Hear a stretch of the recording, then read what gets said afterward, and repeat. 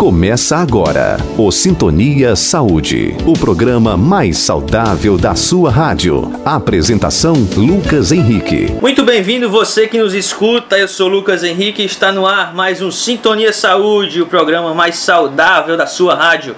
Hoje recebemos conosco Brenda, que é nutricionista, mora e atua na cidade do Recife.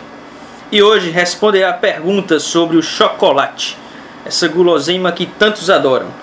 E também, ainda no programa de hoje, Brenda dará dicas de dietas na TPM, isso mesmo, dicas de alimentação para ajudar você que é mulher e que tem TPM e a passar por esse, digamos, período meio turbulento, segundo as mulheres. Muito obrigado, Brenda, por estar conosco, por aceitar o convite. Muito obrigada, Lucas, é um prazer estar aqui com você. Brenda, vamos começar falando sobre o chocolate. Eu particularmente amo chocolate. Mas o consumo, Brenda, de chocolate causa dependência no organismo? Bem, não só o consumo de chocolate em si, mas o que o chocolate traz junto com ele. Porque o chocolate em si, vamos pensar na composição de uma barra de chocolate. Ela é composta de cacau, que de fato é o chocolate, gordura, açúcar e, em alguns casos, leite. Então, na verdade, o que causa a famosa dependência não é o consumo do próprio cacau em si, que é vamos dizer, seria o princípio ativo da barra de chocolate mais atuante, mas sim o açúcar e a gordura. Gordura e açúcar causam sim dependência, principalmente o açúcar, quando a gente pensa no efeito que ele causa no nosso cérebro, induzindo a dependência. Então, o consumo de açúcar sim causa dependência. Perfeito, Brenda. A gente escuta bastante o povo falar de chocolate e acne, a famosa espinha.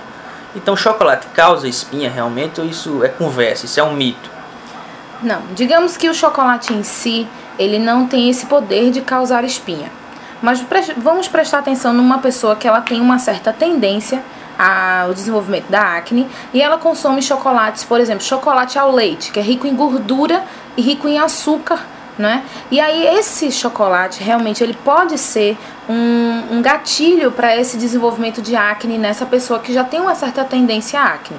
Se a pessoa não tem tendência à acne, vez por outra ela tem um desenvolvimento de uma acne no rosto, não seria o chocolate a grande causa, mas ele seria também um gatilho para acionar o mecanismo da causa da acne. Perfeito, ele seria um vilão por tabela, né? Um vilão por tabela. O chocolate, Brenda, mesmo ingerido em quantidades moderadas, representa excesso calórico e obrigatoriamente um aumento de peso? Sim. Como eu falei, chocolate, o ideal seria que a gente consumisse um chocolate meio amargo, mais de 50% de cacau nesse chocolate. Por quê? Quando a gente tem mais de 50% de cacau no chocolate, a gente faz com que esse chocolate se torne um chocolate funcional, que ele exerça uma função a mais no seu organismo do que puramente um aumento de calorias. Quando a gente tem um chocolate ao leite, por exemplo, muito doce, muito rico em gordura e muito rico em leite, com certeza esse chocolate vai estar contribuindo para um aumento calórico e um posterior aumento de peso. Então o ideal é que a gente consuma um chocolate mais enriquecido com cacau.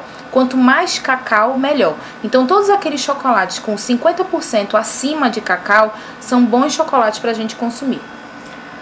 Muito bem. O chocolate, Brenda, libera endorfinas, podendo causar sensações de bem-estar? Ou isso é conversa do povo? Ou faz sentido alguma coisa? Ou tem alguma coisa comprovada sobre isso? Faz sentido sim, mas existe um limiar muito fino entre a sensação de bem-estar e a sensação de mal-estar. Não seria uma sensação de mal-estar, mas uma sensação um pouco entristecida, vamos dizer assim. O cacau em si, não o chocolate, mas um cacau em si, ele tem um poder antioxidante muito bom para o nosso organismo. Isso faz com que aumente os neurotransmissores que promovem a liberação de serotonina no nosso corpo. E a serotonina, ela é um hormônio que dá essa sensação de bem-estar, sensação de prazer, de alegria. Porém, se a gente consome esse chocolate associado a muito açúcar, esse limiar ele passa a ser um limiar negativo, induzindo a liberação de outros tipos de neurotransmissores que causam justamente o efeito contrário, uma sensação de tristeza, de depressão e de compulsão. Então tem que ter um certo controle nesse consumo de chocolate e volto a reforçar, quanto mais cacau, mais antioxidante é esse chocolate, melhor ele é. Nas próprias embalagens de chocolate hoje tem essa informação, né, da quantidade do percentual de cacau que tem no chocolate, né? Com certeza. A grande maioria dos chocolates hoje, eles vêm escrito na embalagem já o percentual de cacau. Tem uns que tem 55%, 80%, 70%. A minha indicação é, sempre escolha um chocolate que tenha mais do que 50%, pelo menos, de cacau. Isso já é um bom chocolate. E quanto menos açúcar, também melhor. O Sintonia Saúde de hoje recebe Brenda, que é nutricionista, mora e atua na cidade do Recife, e ela responde dúvidas sobre o chocolate e dá dicas sobre dietas na TPM. E agora eu queria, Brenda, direto para a pergunta do povo. É uma pergunta que eu também quero aproveitar para tirar uma dúvida minha mesmo. A pergunta do povo é de Gabriel, que mora em Caruaru. Caruaru, terra boa. Ele tem 22 anos e pergunta: eu sempre levo um chocolate para fazer a prova, porque dizem que ele estimula o raciocínio. Isso está certo ou é um mito? E justamente essa é a minha dúvida também, que o pessoal às vezes recomenda: leve um chocolate para fazer um teste, uma prova no colégio, na faculdade, que você vai ficar mais esperto, vai melhorar o raciocínio. Isso é verdade, Brenda? Isso tem fundamento? Bom, Lucas e Gabriel, né, respondendo a pergunta de vocês, isso tem um certo fundamento, sim. Porém, é como eu já havia falado anteriormente, o chocolate ele tem muito açúcar. E se for um chocolate ao leite, ele vai, ao invés de ajudar no raciocínio, ele vai atrapalhar o raciocínio por conta da presença de proteínas não digeridas por conta da proteína do leite. Mas isso é um outro assunto que a gente pode vir a falar depois. Então, o ideal seria você levar um chocolate meio amargo, para ter um efeito antioxidante durante o raciocínio, durante a prova, ou durante um esforço mais cognitivo, no caso, durante uma prova que a gente tem, do que um chocolate ao leite, ou até mesmo um chocolate branco, que de cacau não tem nada, só tem gordura e leite, e muito açúcar. Muito açúcar. Ele falando um pouco sobre o chocolate diet.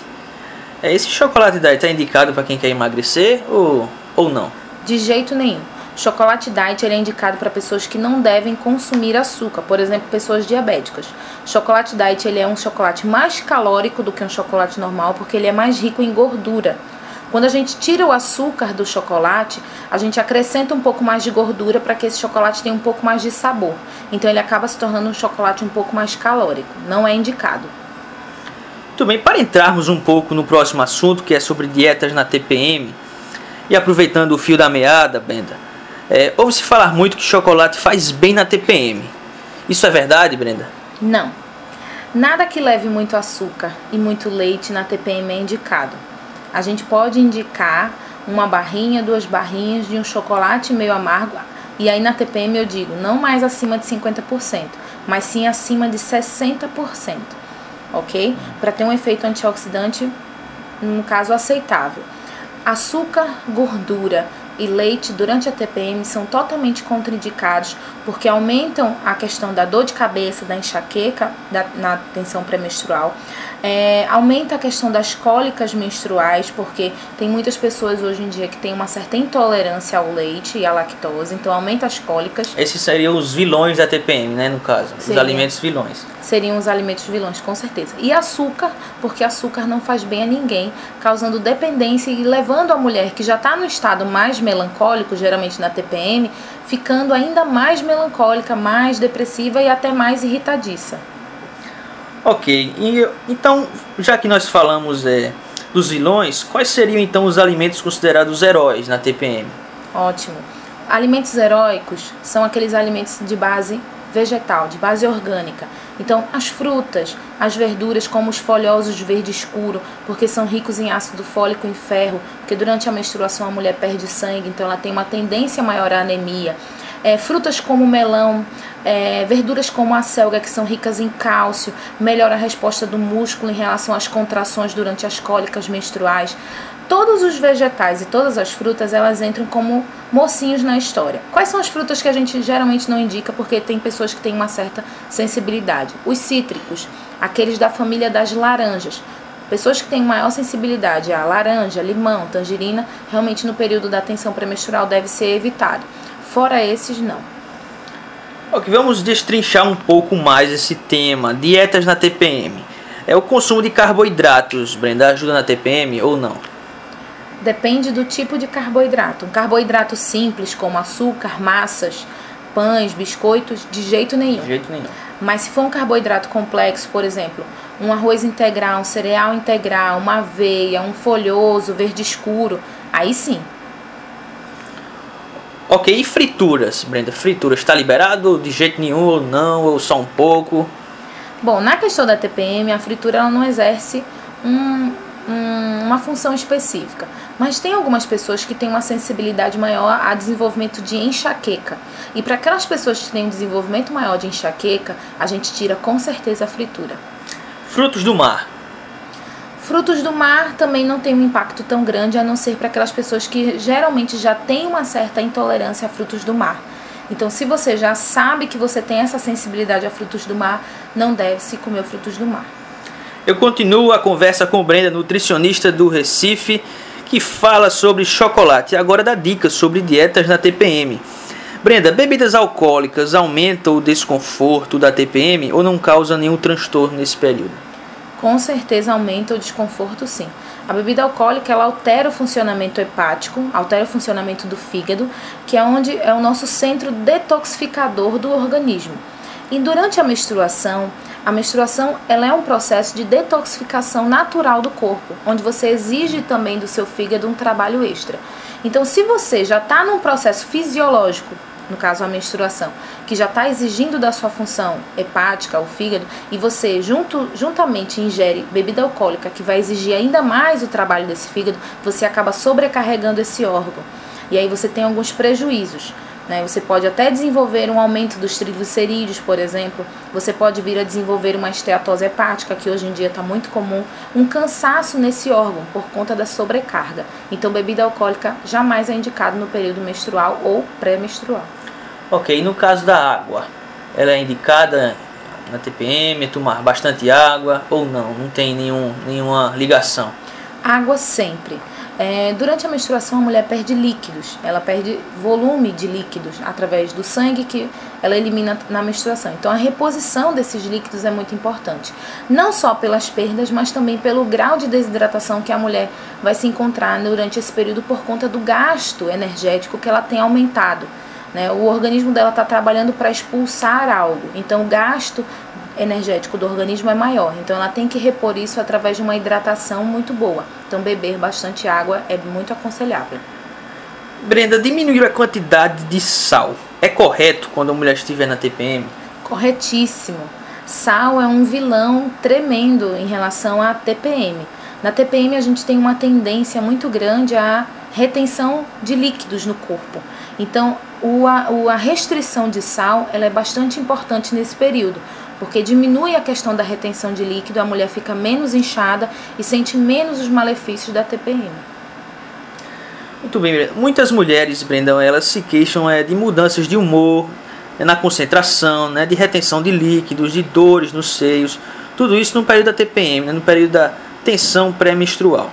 Então, existem alimentos, vitaminas ou substâncias que ajudem a esses efeitos colaterais, Brenda? Com certeza. Existem vitaminas que são muito depletadas, que são levadas para fora do corpo durante o período da tensão pré-menstrual ou até mesmo durante o período menstrual, que são as vitaminas do complexo B.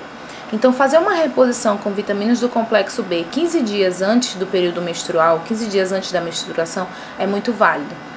Você tem uma boa ingestão de óleos essenciais, como por exemplo o ômega 3, presente, por exemplo, no azeite de oliva, em peixes, em frutas como o abacate ou castanhas, sementes, também é muito válido. Eles diminuem o processo inflamatório e faz com que a pessoa tenha menos cólicas. Então é bem interessante a gente consumir alimentos ricos em ômega 3 e alimentos ricos em vitaminas do complexo B, que seriam os cereais integrais, como por exemplo a granola, a aveia, o arroz integral. Ok, Brenda, para encerrarmos, aproveitando você aqui, nutricionista conosco, com TPM ou não, como seria uma alimentação diária saudável e importante para o nosso corpo? Todos nós, pelo menos minimamente, deveríamos seguir todos os dias, Como seria uma alimentação assim, rica em quê? Bom, primeiro a gente tem que partir do princípio que a gente tem que fazer as 3 principais refeições do dia: café da manhã, almoço e jantar. E isso é muito importante, porque tem muitas pessoas que pulam as refeições, isso não é nada saudável. Então, fazer as 3 principais refeições do dia. E nessas 3 principais refeições do dia, a gente tem que contemplar os 3 grupos da alimentação: proteínas, carboidratos e lipídios. Só que dentro das proteínas, o melhor tipo de proteína seriam as carnes brancas. Dentro dos carboidratos, o melhor tipo de carboidrato seriam os carboidratos complexos, por exemplo, os cereais integrais, frutas e verduras, como por exemplo os folhosos. E dentro dos lipídios, que seriam as gorduras de boa qualidade, como por exemplo o azeite, óleo de coco, óleo de linhaça e outros óleos presentes no mercado chamados óleos essenciais. Diferente da gordura saturada, por exemplo, da manteiga ou até mesmo de uma gordura esterificada como a margarina, não seria o mais indicado. E nesses intervalos entre as principais refeições, lanches leves, frutas adicionadas de fibra, um suco verde batido com uma folha de couve, rico em ácido fólico, em ferro, seria um folhoso verde escuro que a gente estaria introduzindo também. Muito bem, tem muito assunto ainda pra gente, né, Brenda? Mas eu queria agradecer, Brenda, pelo seu tempo. Muito obrigado, Brenda, que é essa pessoa muito querida por todos, que nos atendeu com muito carinho e trouxe muitas informações importantíssimas aqui para todos do Sintonia Saúde. Muito obrigado, Brenda. Espero tê-la novamente para conversarmos sobre outros assuntos. Muito obrigado, Lucas, por essa oportunidade. Eu espero que todos aproveitem as dicas nutricionais. E para você que nos escuta agora, o Sintonia Saúde de hoje fica por aqui. Não se esqueça, aqui a sua consulta é por nossa conta. E lembre-se, fique sempre sintonizado com a sua saúde. Por hoje é só, pessoal. Até mais. Você ouviu o Sintonia Saúde, o programa mais saudável da sua rádio. Não se esqueça, aqui a sua consulta é por nossa conta.